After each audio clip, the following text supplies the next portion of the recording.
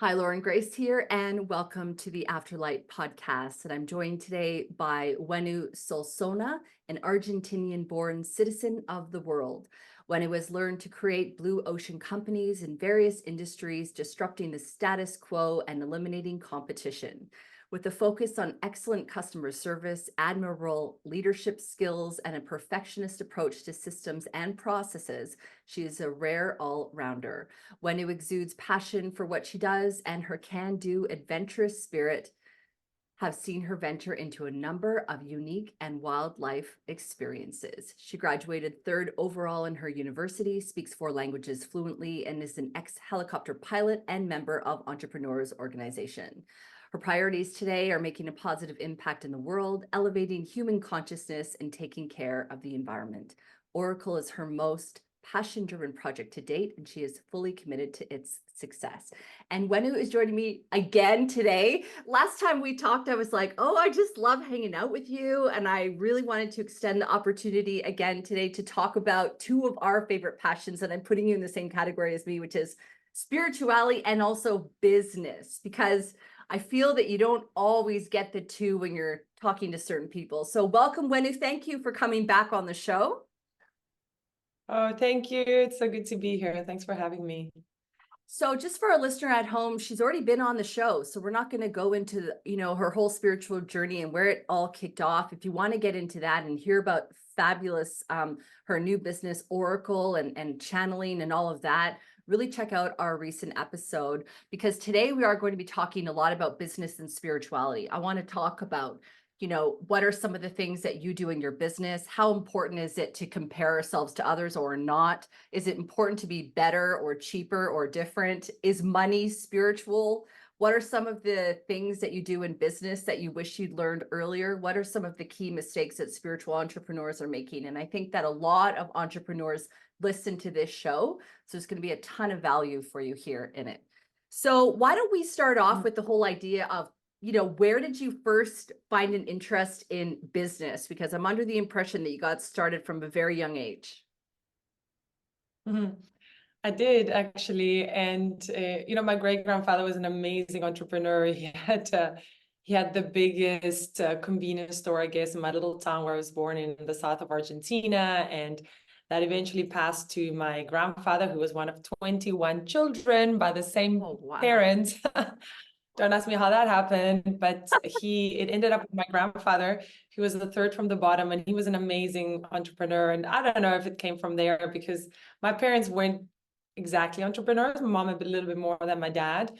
But from a very young age, I just really liked doing my own thing and having my own little business. I used to sell arts and crafts in summer in our little town. And I mean, I remember even in high school selling, making popcorn and selling it here outside the rugby stadium, and whatever I could kind of do. I thought it was just really fun. And it wasn't even about the money. It was about the challenge of like just doing something and selling it. And I always liked it.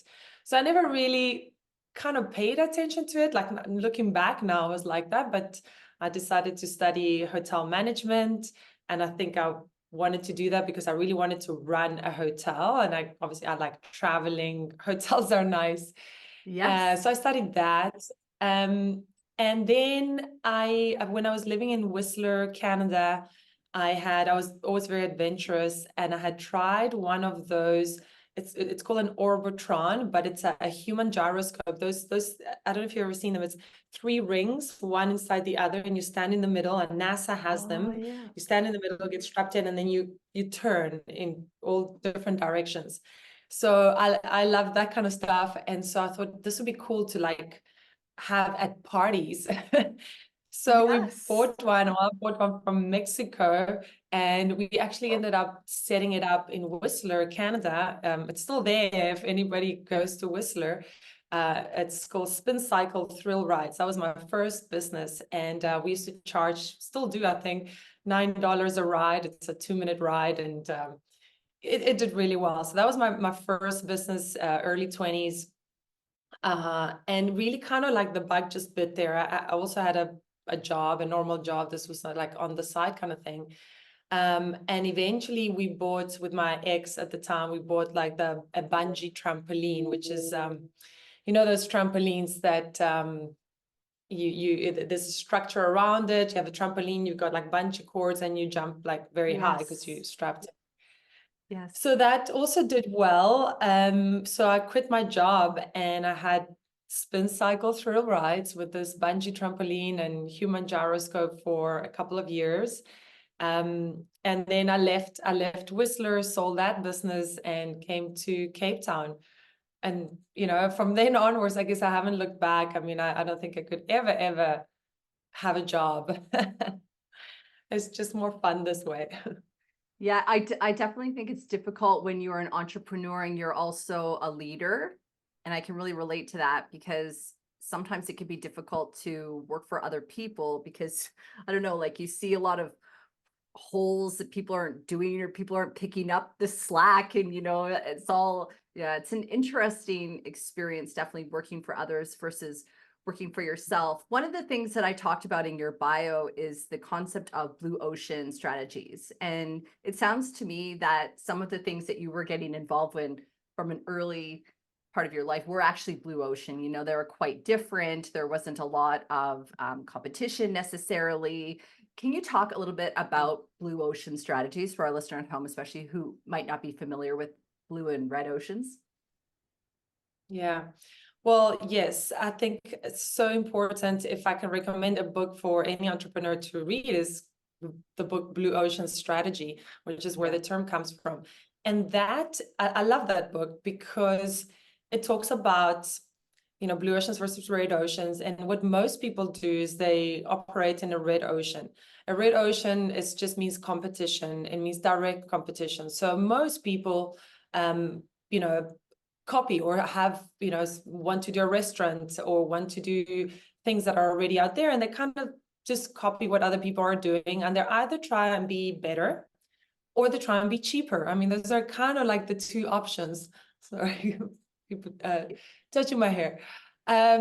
But so that's what most people do. Most people are a little bit like sheep in sort of every area of our lives, right?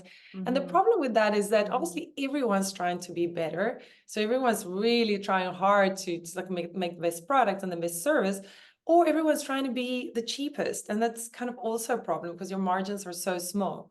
And so what this book talks about is try and do something. You don't have to reinvent the wheel, but that puts you in a league of your own where you don't have competition, or at least not direct competition.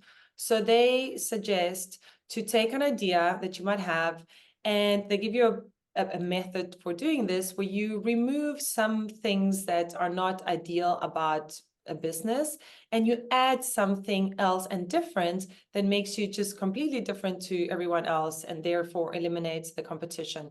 And looking back, I realized all my business were blue ocean businesses.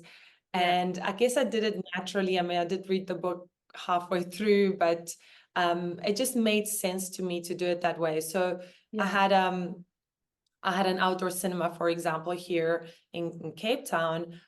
First of all, there's no outdoor cinemas aside from the Galileo. But I really try to do it differently. And it came naturally to me, like, how can we make this better? And without copying anybody, just like, how can we make it better?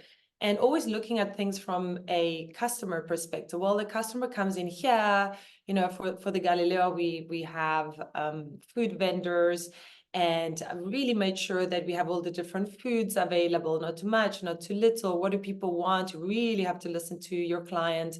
How can it be unique? We have at the Galileo, there's like lawn games and there's entertainment, and we move around to different venues. And, we have these chairs and blankets and all of these things that, some of them come from me, but a lot of it just comes from listening to people and also staff.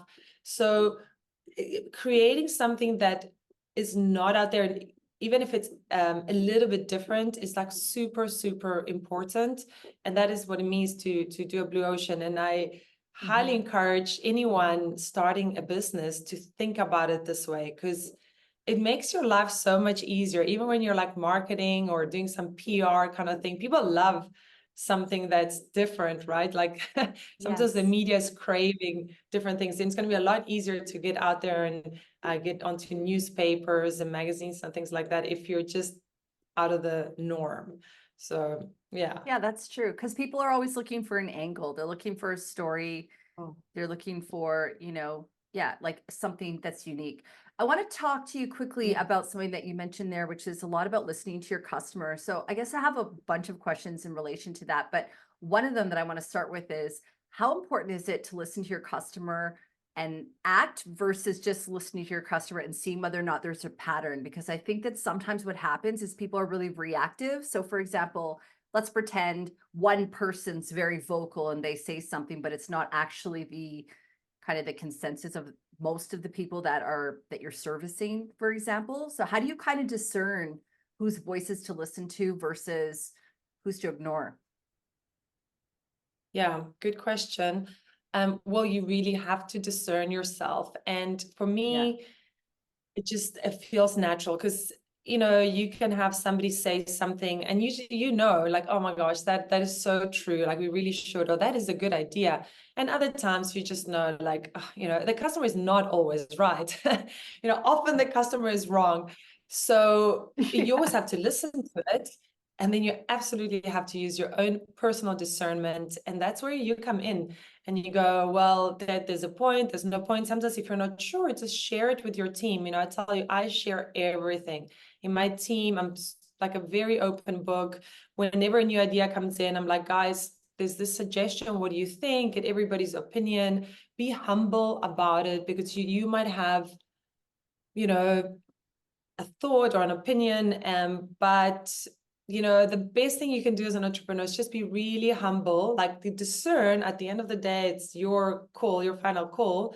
Mhm. But don't think that just because you think or you are, what happens sometimes is we're so passionate about something, especially if it's a skill, Yes. right? If it's something that we love to do, we're passionate about it, and maybe we're passionate about it a little bit distortedly compared to other people. And we think it's just so great. And maybe Yeah. most people think it's okay.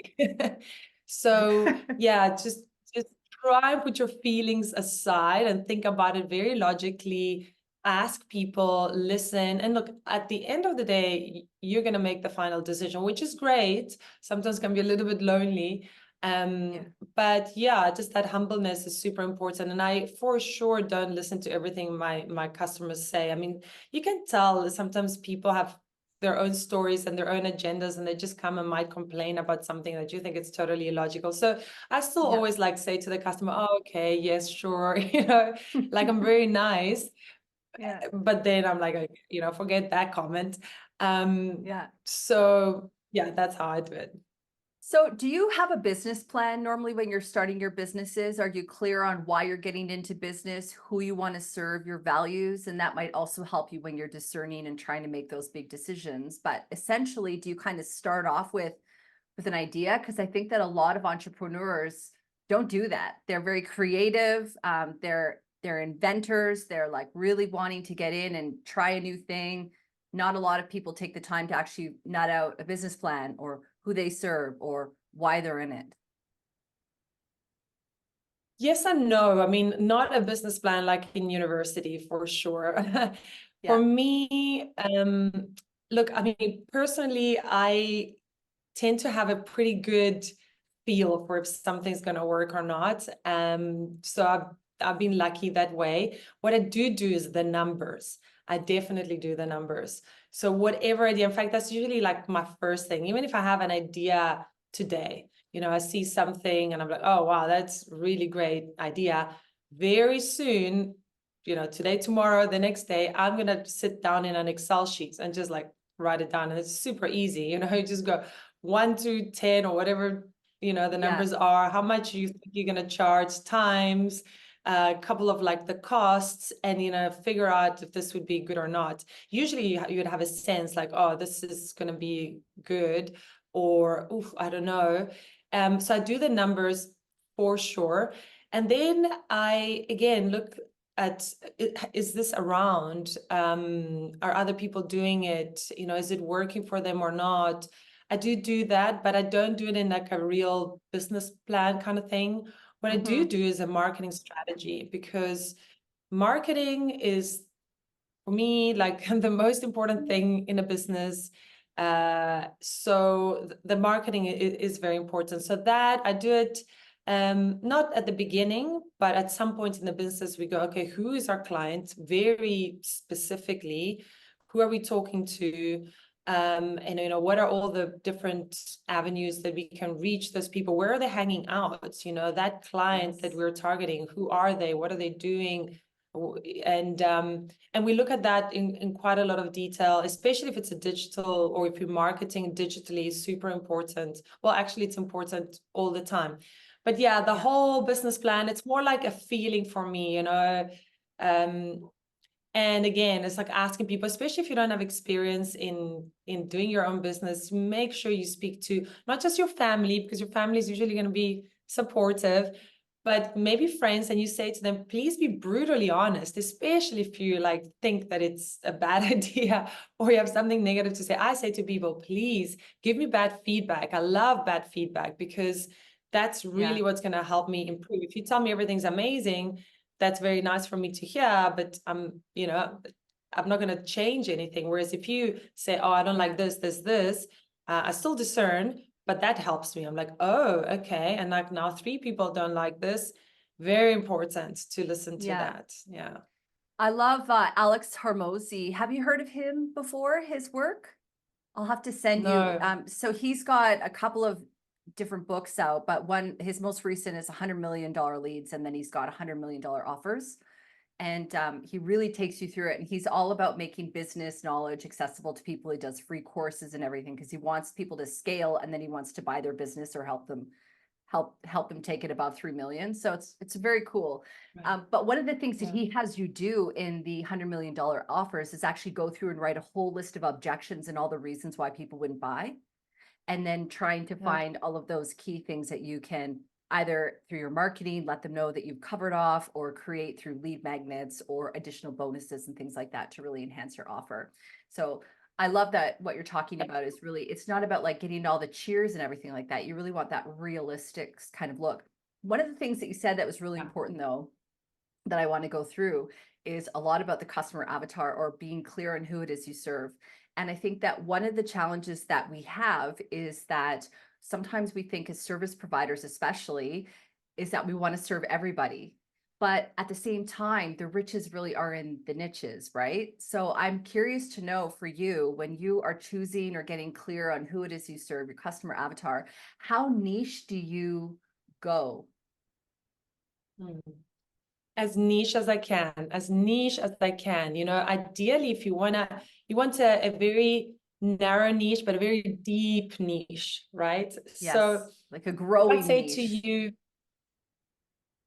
so if I said to you, I'm a photographer, and I do, weddings, and I do family portraits, I do corporate, I do food, and I do landscape, and I'm excellent At everything. You're excellent at everything. at everything, and then if I go and I say to you, I do wedding photographies, this is what I specialize in. I do, brides, I do before the wedding, after the wedding, I do the dancing part, and you have a wedding.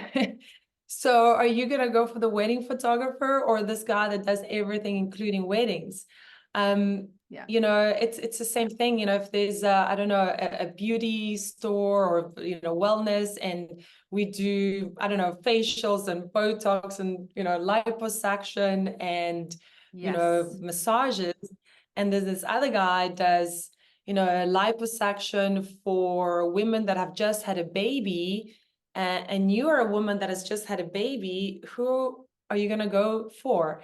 And so the great thing about that is you can also charge more. It's almost like you specialize in something, you can charge more for it. I like to go as niche as possible. For Oracle, we know exactly who our target is. She's a 45-year-old woman, and her kids are early teens. She's, had a business, or maybe works somewhere, but she's, at a point in her career that's not like her thing anymore. and she's now got time for herself, and all of a sudden she realizes that, oh, she doesn't really know what her purpose is. She's always been working for, it's her job and her children. She's always been searching for these things outside of herself to find sort of happiness, but she finds that she's not very happy anymore, and she's trying all these other things. And I can go on and on about this person that we target. Now, what that does is when we write copy, marketing material, we can speak very directly to this person. And if you are that person, you're like, that's me, that's absolutely me. This is for me. And now sometimes people, entrepreneurs, think that, okay, but they're going to miss all these other people who it's for. But the thing is, there is one target person that is your ideal client, and that person's going to listen very intently. And it's the 80-20 rule, right? There are going to be other people, but you want to get the bulk of them. And if you're speaking to everyone, you are speaking to nobody, right? So I would encourage that. And there's something that very often entrepreneurs don't get right. And like you say, it's like, well, I help everybody, it's for everybody. Well, it's not the best way to go about it. Yeah, exactly. And very often there's millions of people that you serve within that niche. It's not as though there's only like 5. There's so many of them. I mean, I know that when I was first getting into mentorship and all that kind of stuff, I was like, oh yeah, I serve like small to medium-sized business owners. And then the more that I realized, no, like I need to niche down further. And then I started allowing my spirituality to really combine with my business know-how. That's when I started to be able to niche down even further. And it's like, okay, well, this is who I actually really serve. It's like women who are spiritual, who run spiritual businesses, or at least are into the spiritual world as well, and being able to work with them through that.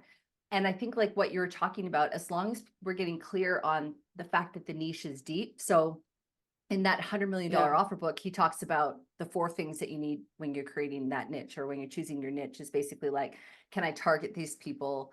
Do they have purchasing power? Are they in pain? And is it a growing market? And so when you're wanting to like really refine who it is you serve, as long as you can tick all of those boxes, that you're going to be fine. And I love that in that he used an example of somebody who, for example, was helping people who are unemployed to write resumes, which you would think is maybe like a good idea, but people who are unemployed don't have money. So they don't have money to buy that service of having to do. So it's an interesting thing. Yeah.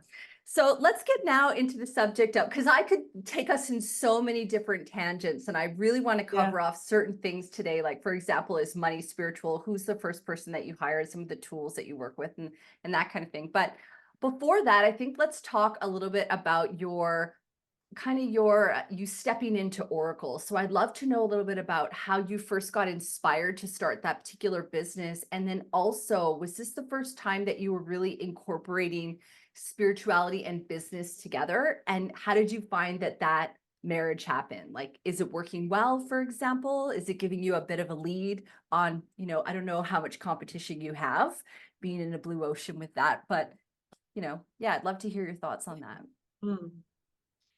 Yeah, so it is my first business marrying spirituality and business.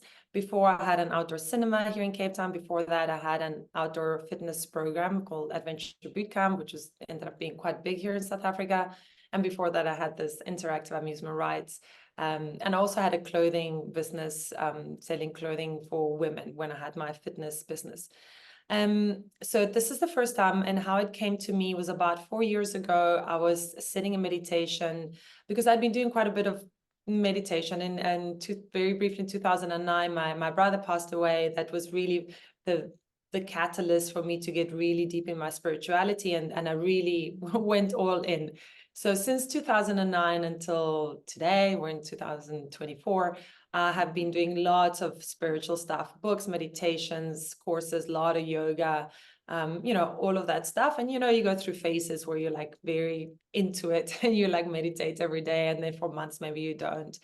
And in this particular time period, I was meditating quite a lot, and I was wanting to sell the Galileo. I was pregnant, and it was just, I'd had it for many years, and I thought, okay, well, it's a lot of late nights. It's time for me to sell it, but I wasn't selling it yet. But I just was thinking about, oh, what am I going to do next? And when I was thinking, what am I going to do next? Obviously you think, okay, what's going to be profitable? But for me, it was like, okay, I've now made enough money that I'm okay. I don't have to like go after the money so much. Like I want to go after something that's really gonna really light me up, gonna help people, help the world. I love animals, so I was like, I want to do something with animals. How can I help? I was like thinking, how can I help all the animals in the world? That'd be so cool. And I was like, this is gonna be hard. But it really meditation. I had been thinking about it for a few weeks, and yeah, I just really put out the intention there, I guess. And I was sitting there and I got this download. I mean, I had my eyes closed and then I had this idea. I remember it like it was yesterday. The word oracle was, coming towards me, was the O spinning, like it's in our homepage now. You can see it, look like that. And it was spinning towards me and it said oracle. And it's an online platform for channelers. And um, I've been doing automatic writing at that time, and I've been listening to a lot of channelers, Bashar and Esther Hicks. And so I thought this is great because in my channel, I had a channeling session with a channeler, and her website was just really not great. It was just very disjointed. It wasn't clear what she was offering, but she was amazing. And I was like, this woman should be famous. And I really wanted to help her at the time, and I never did. But I guess it just stayed with me. And I thought, well, I love it. I love channeling. I love what they do for people. That it's a very empowering thing. I love the messages. I'd been listening to a lot of it. It had been helpful in my life. Yeah. But as with a lot of spiritual businesses, they are just not the best in terms of how they portray themselves. They're very often confusing. Very often they do so many things that as a client you don't know what to pick. Is it like this kind of healing? There's all these different healings. I don't know what's this, like, aura healing and this kind of. So Yes. yeah, and that's just something for people to like think about. Like, is your website confusing? Most websites are confusing, and also like too much text. And anyway, so that's really how it came to me, and I thought this is perfect. I'm going to help in the spiritual industry. I've got this background in business. Now I can marry these two sort of passions of mine. And then I thought, well, if I change people's perception, obviously I'm going to help animals as a byproduct. Yes. So yeah. I love that a I don't know if lot. I answered. Yeah, no, you did. You did. And I'll, we can go further into it as well. One of the things that you talked about was getting that inspiration from meditation. And I'm curious to know in your opinion, because I think that sometimes as spiritual people, it can be confusing sometimes because we get messages from spirit all the time. And so sometimes it feels as though, oh, I got this download. It must mean I need to start a new revenue stream, or I must need to integrate this new offer that I can do. And there's a lot to be said about actually not only niching down in terms of our audience, but also niching down in terms of the offerings. So how do you kind of discern in terms of, when you're getting guidance and you go, that's clear, here we go, versus when you're getting guidance and you go, that's a pretty cool idea, I'll write it down for another day? Because Oracle is really focused in on that one thing. You have that one offer. It's not confusing what you're doing. I'm not sitting there going, what is this about? It's very clear. Yeah. Yeah, that's hard to say because it really depends on what the idea is, what you're currently doing. I tend to have so many ideas, and I also think it's kind of like a muscle. The more ideas you have, like the more I seem to have. People say to me all the time, oh my God, you have so many ideas. And sometimes I need to hold myself back. That's maybe one of my problems, is like, oh my gosh, I got another great idea and another great idea. So I write them all down for sure. Just write it all down. In fact, I write so many ideas that then I put them in categories. This is like a marketing idea. This is like a product idea. This is a staff idea or a logistics idea. So yeah, if you're like me, like try and hold your horses, because it's not about just like putting it all out there. And you really need to use a bit of logic, a little bit of like, like the heart and the mind have to work together. It's not just all heart and it's not all mind. You just have to, you have to use your discernment. Inspiration comes from the heart. If you're a spiritual person, maybe you get a lot of inspiration, and that's great. So and then there's a space for the head. Take the head and go, okay, this is a good idea. Well, I think it's a great idea. Is it Yeah. a good idea? Should we do it now? Should we park it off? How does this fit in with everything? Is it just gonna dilute what we're doing, or does it add on to what we're doing? And really talk to your team. I mean, maybe you're a one-man show, but most people tend to have, some people that work with them. And so it goes back to like being humble and listening. Like I just share with my team very often. Yeah, and then you need to have a bit of a strategy, also like how long does it take to implement the idea? Does it cost money, and how soon will it bring money? So we've got, for example, a lot of things that we're doing with Oracle. It's all related to channeling, but now we're going to add courses and events and master classes, and there's a membership. But we're going, okay, we've got all of these ideas. It just, what's going to make more sense, what's coming first, what's coming second, and you just go, one by one. And you might have to pivot somewhere. You're not going to have also all the answers right off the get-go. It's impossible. As you go through the process, things happen, you learn things. I mean, the thing is, you want to learn quick or fail, this is Quickly. it's not my thing, fail quick and fail small, but quickly, and if it doesn't work, cool, like you pivot, don't feel bad, and don't also like get too stuck on like, oh, this is the way that it's got to go. Sometimes we do try something and it's like, oh shoot, it didn't work like we expected it. That's fine, let's quickly change course or add, subtract from this idea. Yeah, pivot's key. And actually, as you said, pivot, I wrote down pivot, because I think that, at least for myself as well in my business, it's been really important that I've listened to that. And I think for me, when things aren't flowing, I have to go, whoa, there's something that needs to change here.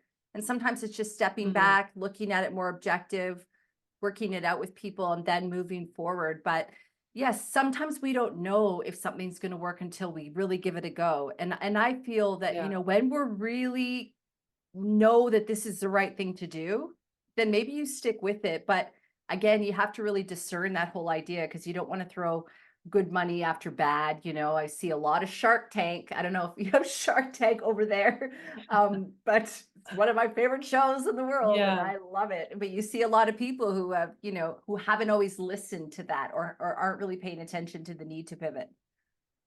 Yeah, sorry. And there's something to be said for that too. Sometimes it is so strong in you that you're like, yes, this is going to work. And it probably is, if it's that strong. You might have to not like change the whole idea, but just like slightly the angle or how you approach it.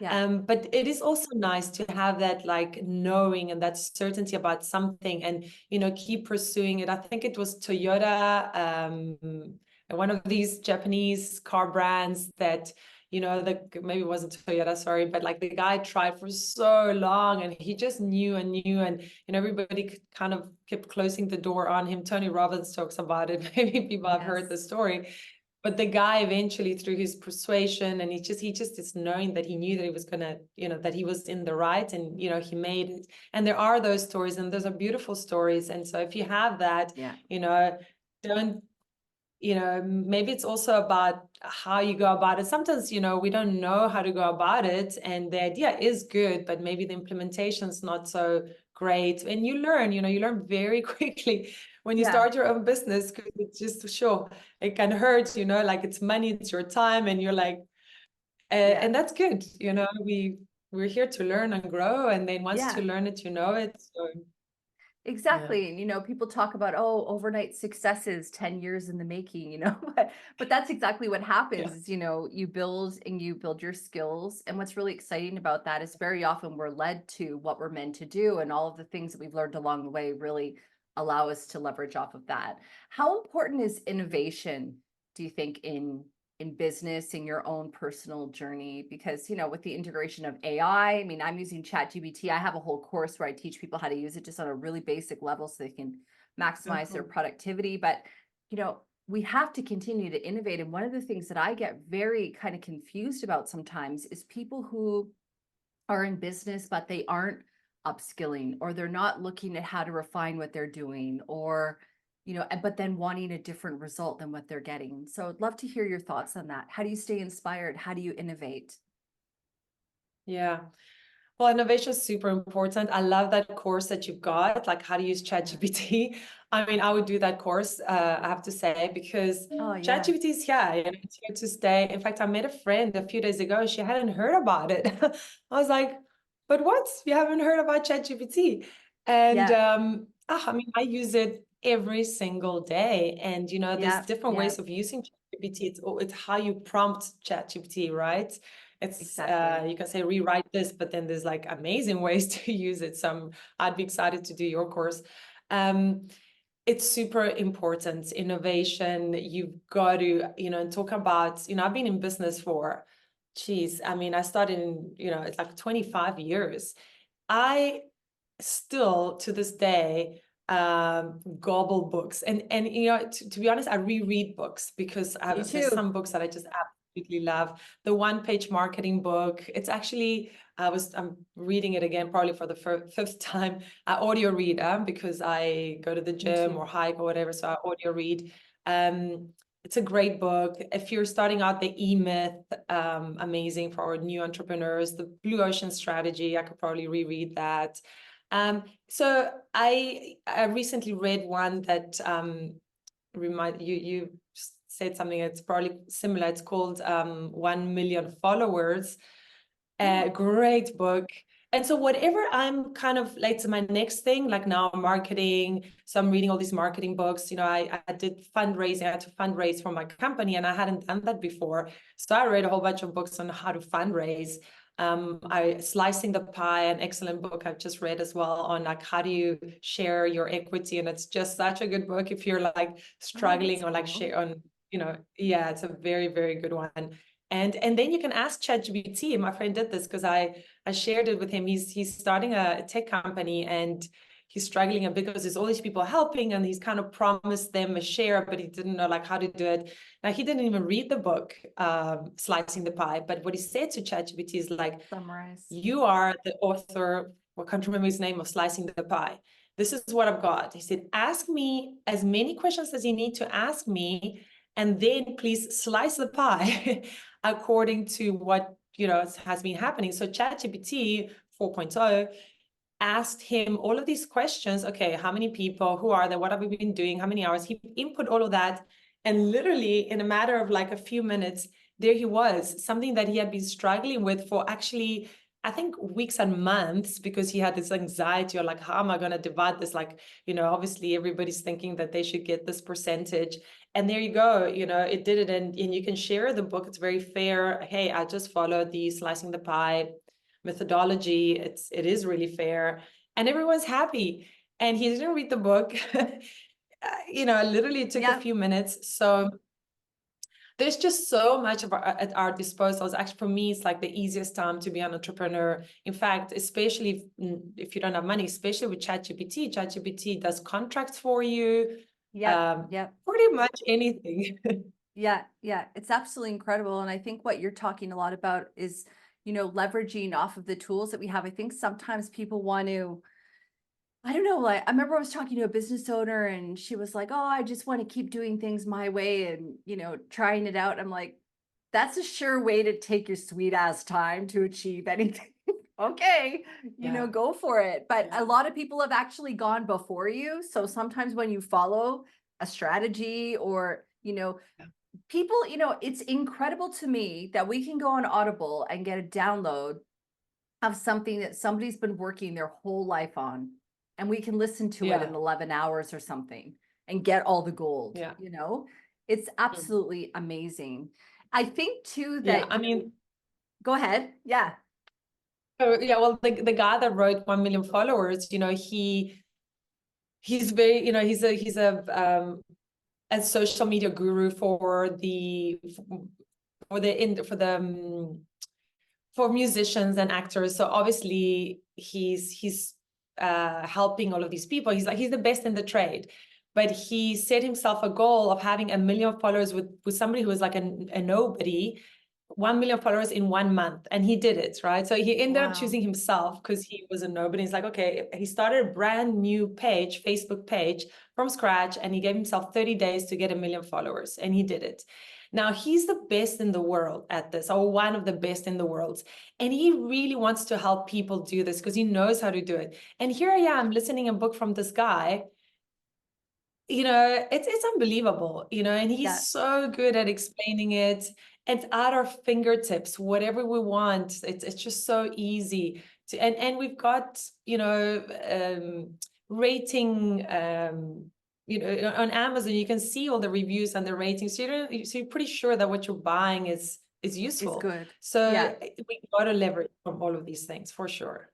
Yeah, 100%. But I think one of the things too is that when you know that you don't know everything, or you know that you can do things better, I think that's what's really important. And you've been talking a little bit already about humility and understanding that maybe it's not always your way, the highway. Like when you're working with your team, maybe a couple people come together with you and you all come up with some fabulous idea. But it's just kind of, I think the entrepreneurship journey is almost a humbling thing as well. Very often it's like very humbling, Should isn't be. it? Yeah. And, Yeah. but it can be difficult because when we look around and we see so many people, and, a lot of the people want to talk about, I'm a 6-figure, I'm a 7-figure, I'm an 8-figure earner. This is all the things I sell, $1 million worth of courses in like 1 week. And, all this kind of stuff. There's all this pressure on people to feel that they have to be at that level. But I think, it's really important to remember that you kind of have to stay in your own lane at the same time and not really worry about all of the noise, but you still have to take responsibility for making sure that you're giving yourself the best chance. Yeah. Yeah.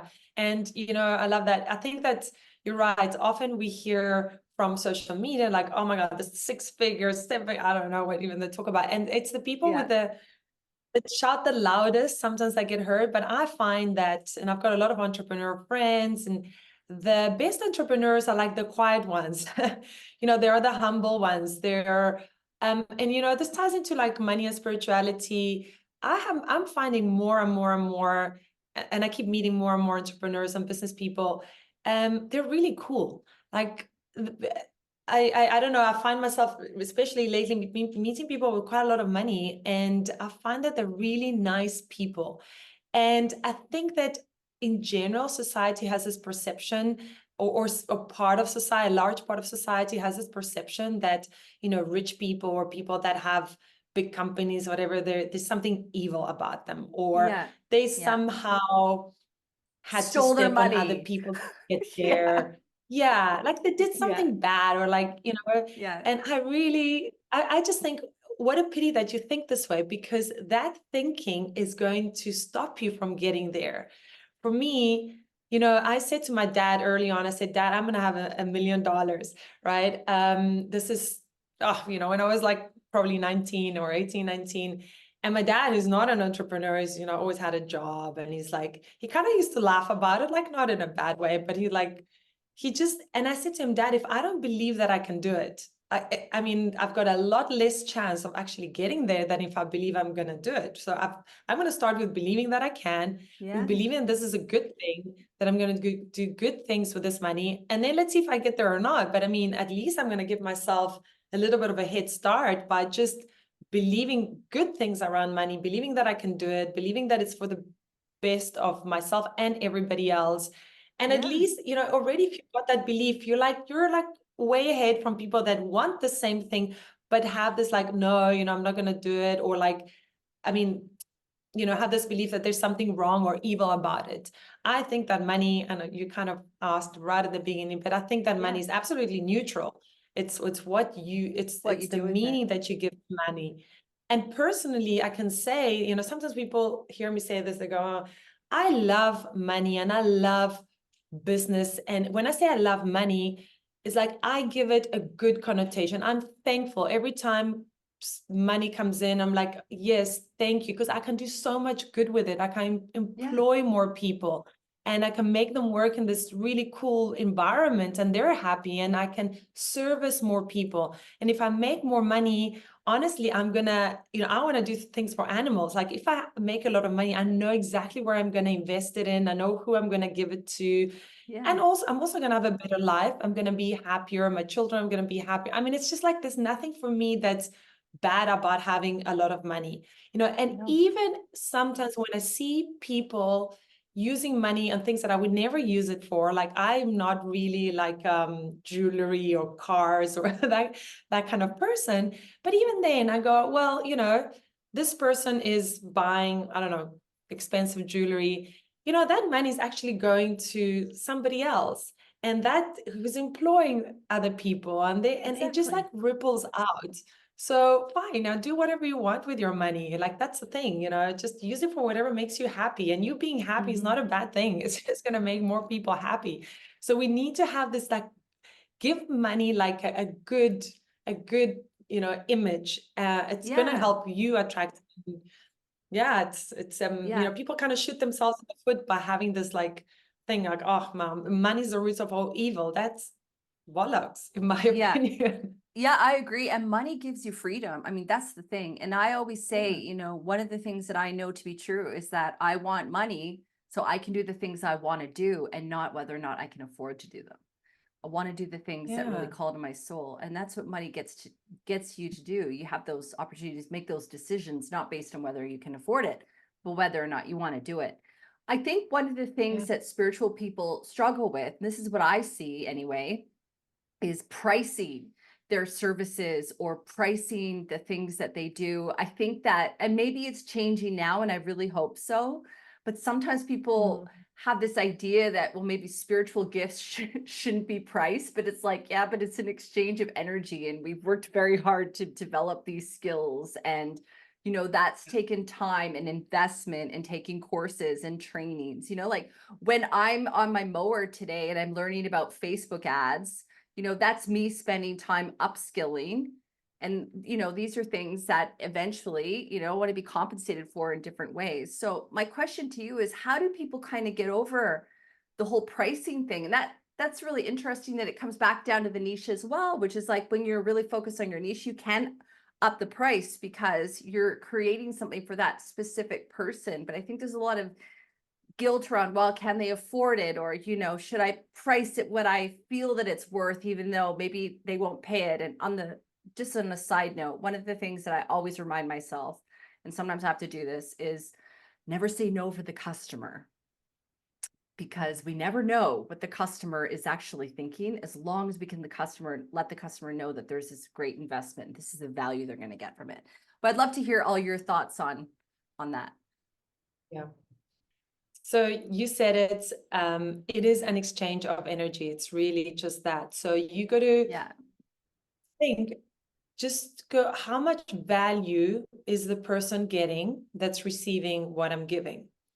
So when you do an energy, there's a lot of energy healers, how much value, and you would know because you would have heard some of the stories, and if not, like go and ask, and like, how was this valuable to you?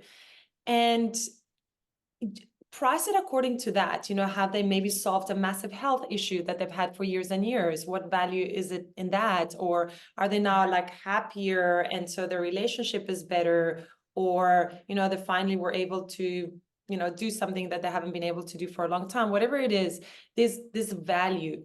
And so make sure you provide value, make sure you provide as high a value as you possibly can, and then just realize that that's what it is. You're providing a value, they're receiving a value. And so, you need to be compensated for that value. And I do think it's changing. I see, pricing in the spiritual industry sort of going up, and I'm happy about that, because I want these people to keep doing what they're doing, keep helping these people, and they need to earn money in order to be able to do that. So I want everyone in the spiritual industry to do more of it, and they need to be compensated for it. They need to be able to live off of it.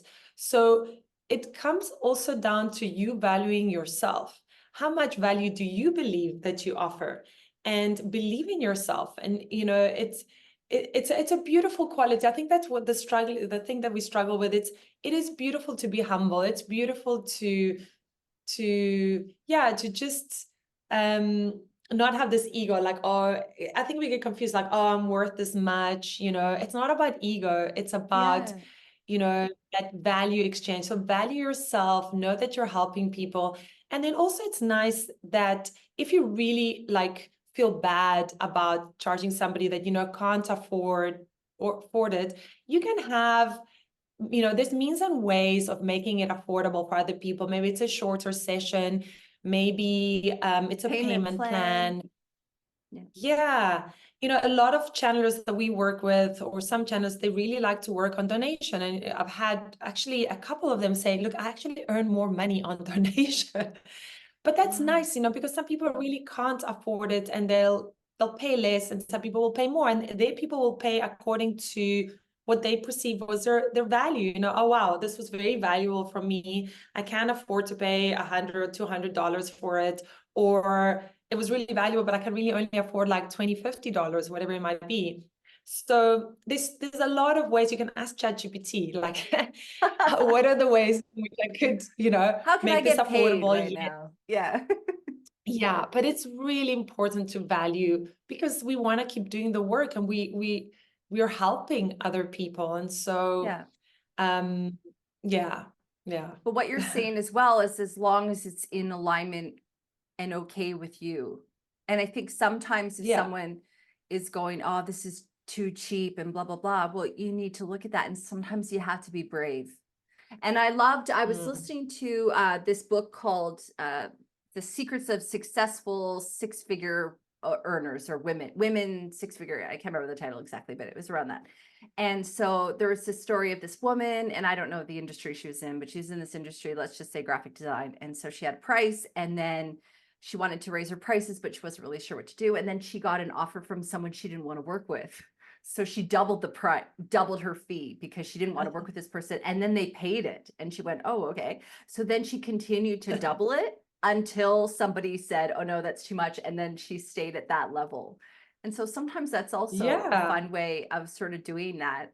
And I think it's important too, one of the things, and I'd love to hear, if you've looked at this before, but sometimes when we're doing things, let's say you're doing something for someone at a discounted rate, is actually when you invoice them, showing the actual rate and then showing them the discount. So they're clear that this is what they received. Or I've also heard from people, if you ever do something for free for somebody, and I haven't personally done this because I think when I've done things for free for people, it just would feel awkward to do it. But I like the idea of invoicing the person with how much it would have been, and then putting a $0 owing amount so that that person understands what is it that you're Yeah. actually providing them. So those are some of the different ways I think as well that people can kind of get started or start practicing it. Yeah, yeah, I love that. And I think again, it boils down to, like, do you believe it yourself? Do you Yeah. believe that you're worth that much? You have to believe it. And if you don't believe it, why don't you believe it? And could you do something that, oh, now I'm providing a value that I just know without a shadow of a doubt that it's worth that much. I've also never done an invoice for somebody that I did for free for like zero. I guess it would depend on the situation, right? Because you Yeah. don't want to come across as like, but it's a great idea, and But you can see definitely the on the value. discount, Yeah. for sure. This is the price, this is the discount. Yeah, be careful with discounts too.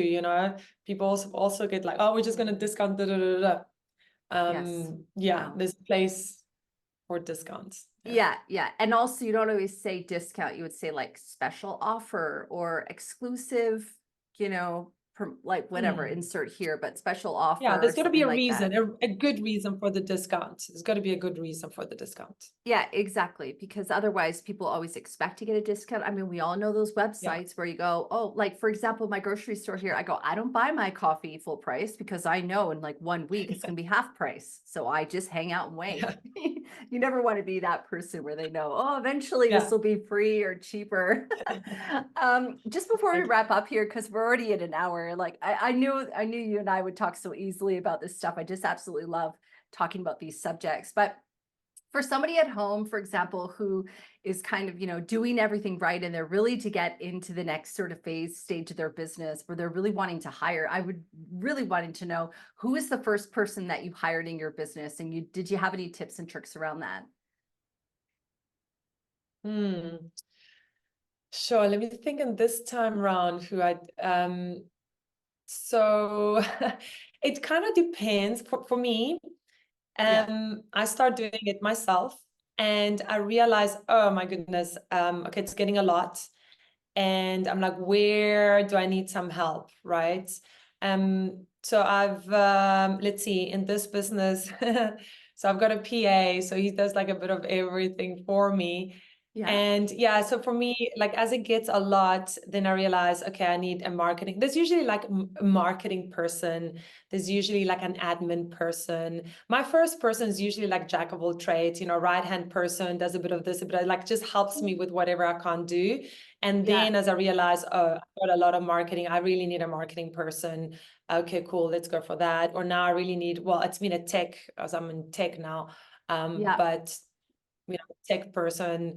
So it kind of depends what's like overflowing, what you just can't do anymore, compartmentalize it and then give it to that person. But it really does depend from business to of the business, industry. how much work, is it more admin? Just make sure, like I would say with that, you know, you know, hire slow, fire fast, right? So take your time before you hire somebody, especially if you're going to put them on the payroll. Like I like to hire on contract, and I'm very open about it. Like let's do a 2-week trial, because you can interview, 50 times, and until you start working with that person, sometimes, you don't know.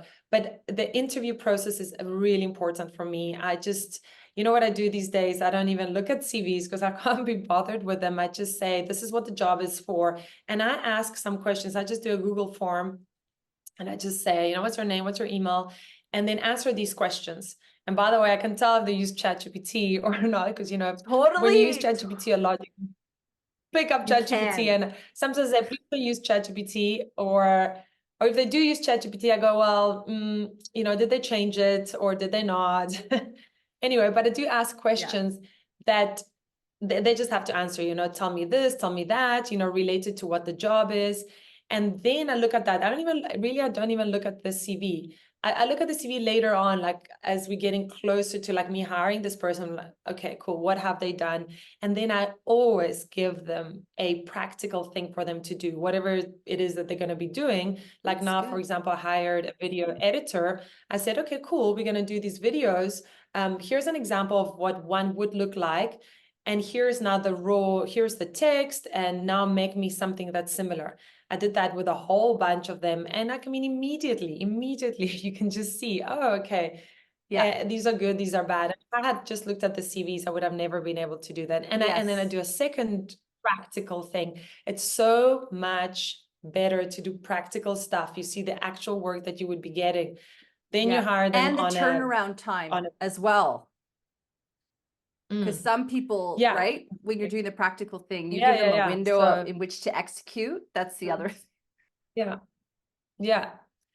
Yeah. I And then think if you that's don't like awesome. them, don't take too long. Sometimes I just know immediately, oh my goodness, I've had this person's not going to work out very quickly. Just let them go. It's a waste of time, Yeah. a lot of waste of energy. Just hire good people Yeah, yeah. and And don't keep the when bad ones. someone's not the right fit, that's not a good thing for them either, right? Because they're going to be at a No, disservice if they're not, in their happy place working where at their full potential. So, put your ego to the side. I've unfortunately I've fired quite a few people in my life, and I always joke because we end up like best buddies after I fire them. Oh, Because I inspire them. I say to them, this isn't really for you. That's why you're not good at it. yeah. But you are good at this, and you're always good at something. Like, and I just tell them, what are you good at? And I end up coaching them, and they're like, thank you so much for letting me go. And now, Yeah. because they're also not having a good time. Yeah, yeah. No, that's exactly right. And I just think that's so important to understand that. So thank you so much for being here on the show again today. I don't think this will be the last time that we hang out, I will say. But Yeah, I'd well, I love to love being know. at the show. Yeah, I'd love to know whether or not there's anything I didn't ask you that you wanted to talk about. How can people get a hold of you? I know that, I'll put a link to Oracle here in the show notes. I know you also have a special offer for our friends at home. So if you wouldn't mind just saying whatever you want to say to Yeah. wrap things up. Yeah, well, in terms of the offer, yes, I think if I'm not mistaken, you will put a link below if you want to book a Yeah. channeling session. Through you, they can get 15 extra minutes for that session, which is pretty cool. It's an hour session, so it would be an hour and 15 minutes. And then Yes. maybe just like last thought is that also if you are thinking about starting a business, sometimes we just like overthink things. Just sometimes all it takes is just go for it. You know what I mean? Just Yes. start. As you start, you will learn, and you don't have to be perfect before you start. So just just go for it, and learn as you go, and don't wait for that perfect time. It's not, the perfect time is really now. And I'm more than happy to. I love helping people on the entrepreneurial journey. So yeah, they're very welcome to email me through the Oracle website. If they have a question, I'd be happy to help them, especially if it's in the spiritual industry. So yeah, Awesome. that's Thank it. you, Wenu. Love speaking with you, and I'll see you next time on the show.